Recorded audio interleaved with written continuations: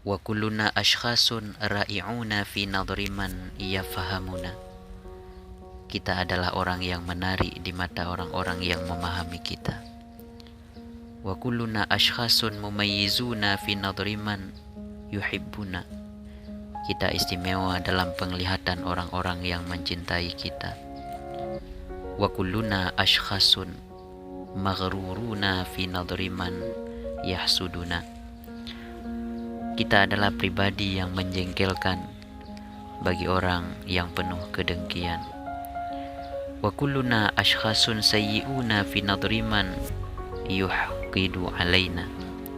Kita adalah orang-orang jahat di dalam tatapan orang-orang yang iri. Likulli syakhsin nadratuhu fala tata'ab nafsaka lituhsina indal akharin. Pada akhirnya setiap orang memiliki pandangannya masing-masing, maka tak usah berlelah agar tampak baik di mata orang lain. Yakfika ridha Allah anka, ridhan nas ghayatun la tudrak. Cukuplah dengan ridha Allah bagi kita. Sungguh mencari ridha manusia adalah tujuan yang tak akan pernah tergapai.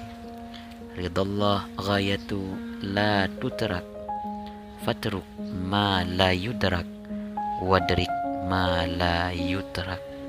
Sedangkan ridha Allah destinasi yang pasti sampai, maka tinggalkan segala upaya mencari keridhaan manusia untuk tetap fokus pada ridha Allah Ta'ala.